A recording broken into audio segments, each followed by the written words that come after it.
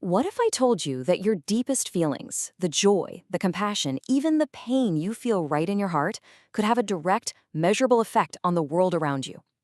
Now, for centuries, that kind of idea, well, it's been left to spirituality and ancient wisdom. But what if science is now finally starting to prove that we are all linked together in this vast, intelligent web of creation? To really get our heads around this, let's just start with a true story. It's one that beautifully illustrates this whole idea. And I gotta tell you, it moved me to tears the first time I heard it. It's all about a young man who, in his youth, started to question the traditions he was raised with, which, as you can imagine, didn't sit well with his father. The son just felt like he needed to see the world for himself, to find his own truth. But his father felt betrayed and basically told him, "If you turn your back on me, I have no son." And just like that, the young man left. Years passed with absolutely no contact. Then one day, a friend comes to him with devastating news. His father had passed away. Filled with regret and this deep need to reconnect with his roots, he makes a journey to the most sacred site of his faith. So he writes this prayer to honor his father, and he's scanning the ancient wall, looking for the perfect little crack to place it.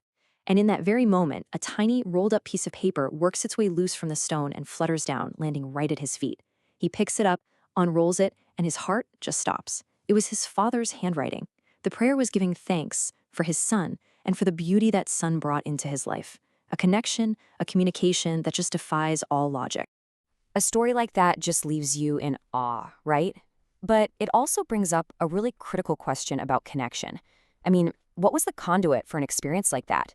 And believe me, that question becomes incredibly urgent when we zoom out and take a hard look at the paradox of our modern world.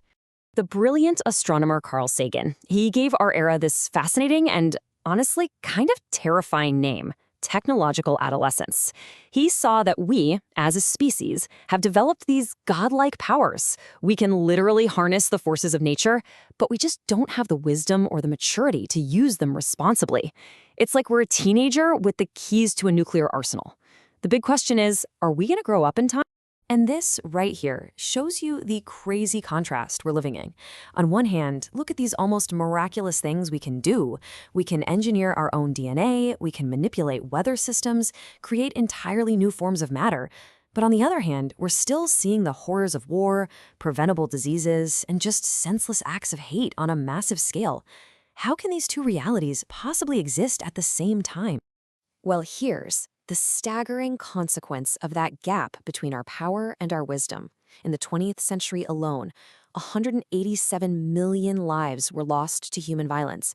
That's more than any other time in history. This is the century that gave us words like genocide and ethnic cleansing, because we literally needed new words to describe the scale of the horror we'd unleashed on ourselves.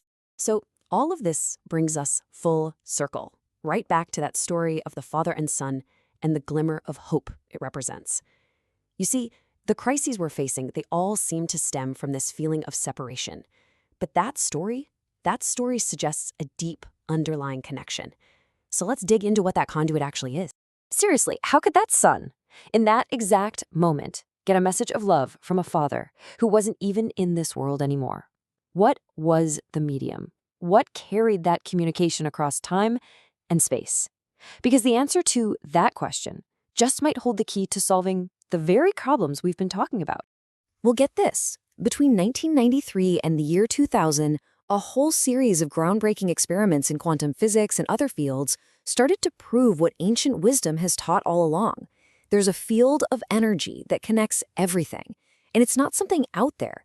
It's in every single cell of our bodies. Some scientists have even started calling this all-encompassing field the mind of God. So what is science actually discovering about this field?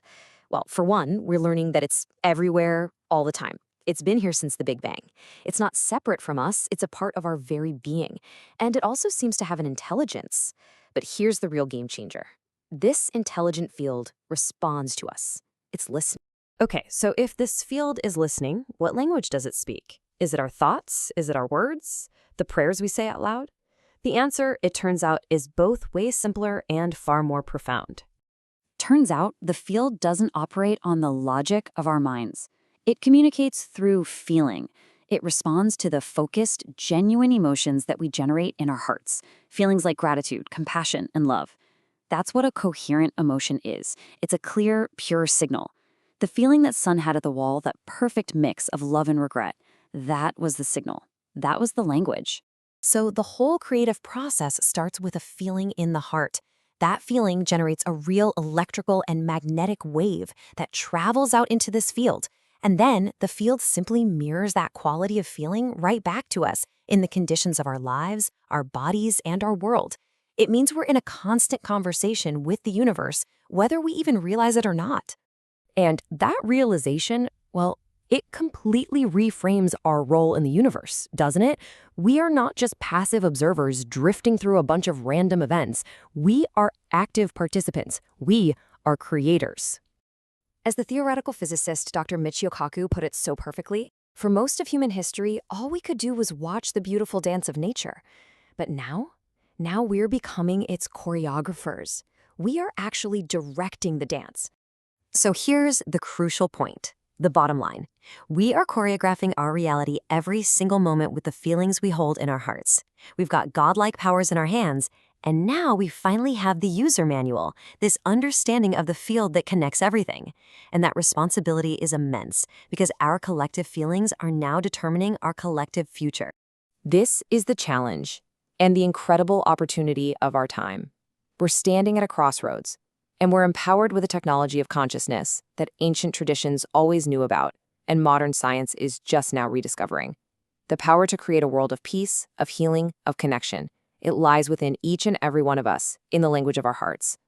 So the only question left is, what kind of world will we choose to feel into being?